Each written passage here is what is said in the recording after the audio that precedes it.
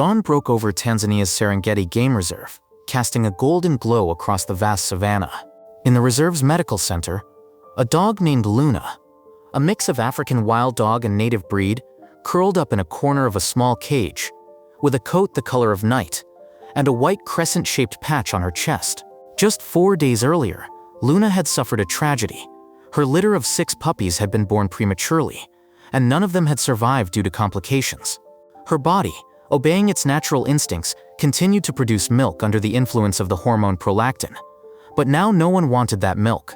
Luna lay motionless, her brown eyes staring into space, reflecting a deep sorrow, a condition that zoologists call postpartum depression, common not only in humans but in many mammals, especially those who form strong emotional bonds with their young. Luna was once a loyal companion to a herding family in a nearby village. But when she became pregnant, she became a burden.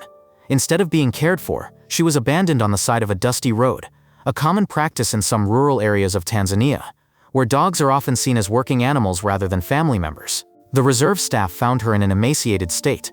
Her blood glucose levels were critically low, and signs of dehydration were life-threatening. She was rescued, but the emotional scar remained. That same morning, the medical center received an urgent call from the Western Patrol. They had found an orphaned leopard cub, Panthera pardus, in the thicket of acacia. Traces of blood and a bullet casing at the scene indicated that his mother had been poached, despite a strict ban on hunting in Tanzania. The cub, named Tigran for his fiery gaze, was estimated to be 2 weeks old, based on body size, eye development, and first baby teeth. His condition was grave. His body temperature had dropped to 35.8 Celsius versus the normal 38.5 Celsius for leopards his age. His skin had lost elasticity due to dehydration, and the wound on his front paw was becoming infected, as evidenced by the elevated level of white blood cells in his blood. The reserve's medical director, 48-year-old Elisa Kamara, with 15 years of experience working with wildlife, watched Luna through the window of the quarantine zone. She knew that the dog's grief was not just an anthropomorphic projection, but a real response from the limbic system, responsible for emotions in most mammals. Elisa understood that Luna needed meaning to get out of this state, and then her gaze fell on tiny Tigran, who had just been delivered to the center. The medical team immediately set about saving Tigran. He was given Ringer's solution to restore his fluid and electrolyte balance, given broad-spectrum antibiotics to fight the infection, and placed in a temperature-controlled box to gradually raise his body temperature. Tigran was given a special formula for large cats, enriched with proteins and taurine, an essential amino acid for the development of leopards. However, the artificial formula could not replace mother's milk, which is rich in antibodies and immune factors that cannot be synthesized. "I'm not sure he'll last the night," Amina, Eliza's assistant, said quietly, watching Tigran's weak movements. "He needs not only food, but also an emotional connection. Without maternal care, stress weakens his immunity." Eliza stayed by Tigran's box until late at night, watching his every breath, the slight tremor of his eyelids in his sleep, signs of REM dreams, in which, perhaps, he was looking for an image of his lost mother. At dawn, Tigran was still breathing, and a bold idea was born in Eliza's head. "Luna is still producing milk," she told Amina. "The hormones oxytocin and prolactin stimulate her maternal instinct, and Tigran needs not only food, but also an emotional connection that his mother can provide." Amina frowned. "Eliza, do you want to breed a dog and a leopard? They are different species with completely different instincts. What if Luna sees him as prey?" "The maternal instinct is stronger than many barriers," Eliza answered. Konrad Lorenz's research on Kinderschem shows that baby features, big eyes, small limbs, large heads, are looked after even by other species. Luna is not a wild dog, she is used to people, and her hormonal state suppresses aggression and enhances protective instincts. After much discussion, the team made a decision. They prepared a special room, temperature 26 degrees, humidity 65%, soft lighting, and a floor covered with fluffy mats to create coziness. Infrared cameras allowed them to observe the animals without disturbing them.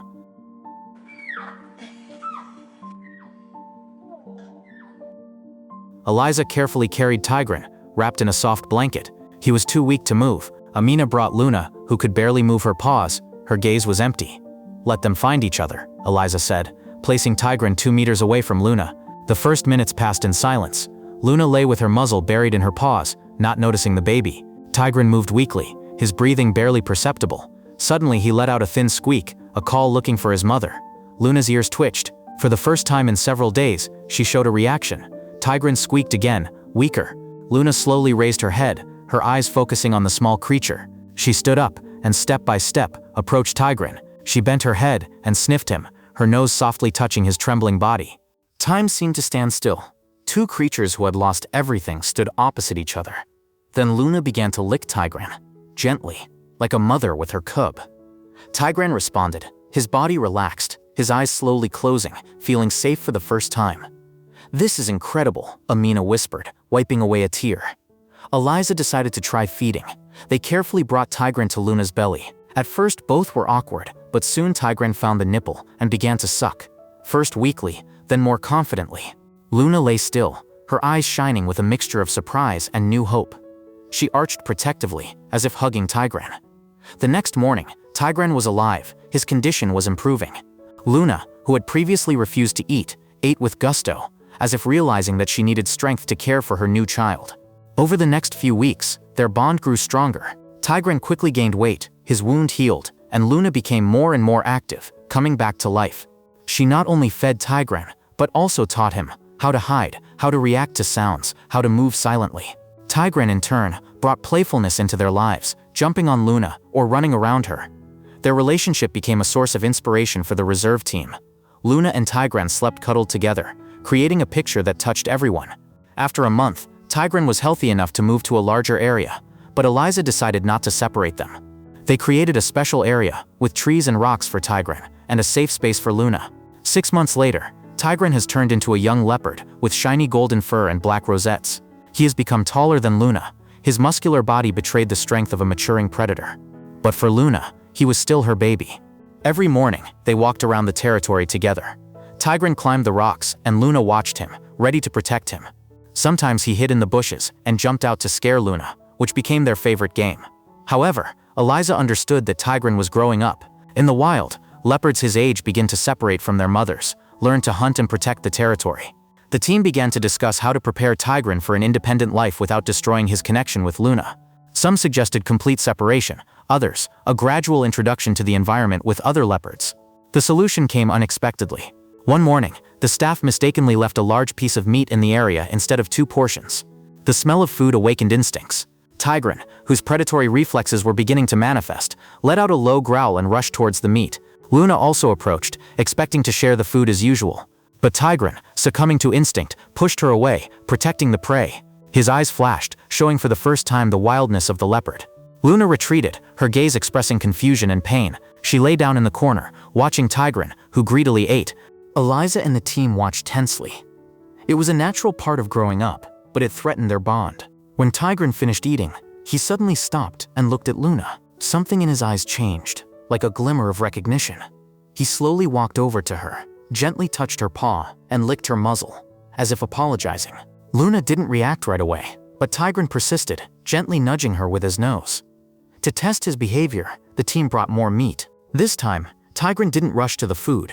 He waited for Luna to come first. Luna took the piece, and instead of eating it, placed it in front of Tigran, a gesture of motherly love. Tigran responded by moving the meat back to Luna, and they began to eat together, exchanging warm glances. This incident helped Eliza make a decision. Tigran and Luna will not be separated, but their zone will be expanded so that Tigran can develop his leopard skills. He began to be given access to other leopards. Soon, a young female leopard, rescued from poachers, was brought to the neighboring zone. Tigran was wary at first, but gradually became curious, watching her through the fence. Luna, as if understanding that her son was growing up, did not interfere, but was always nearby. One day, the gates between the zones were opened. Tigran and the female met, tensely at first, but then began to play, demonstrating natural leopard behavior. Luna watched from afar, her eyes expressing calm acceptance. Sometimes Tigran returned to her, lay down next to her, and fell asleep, like in childhood. The story of Luna and Tigran spread around the world. Videos of their games and hugs filled social networks, inspiring millions. People saw them as a symbol of hope and love that transcended all boundaries. One evening, as the sunset painted the savannah crimson, Eliza and Amina sat on a hill, watching Tigran and a young female rest in a tree, while Luna lay below, looking at her son. "We thought we knew nature," Eliza said, "but Luna and Tigran showed us that love is stronger than any laws."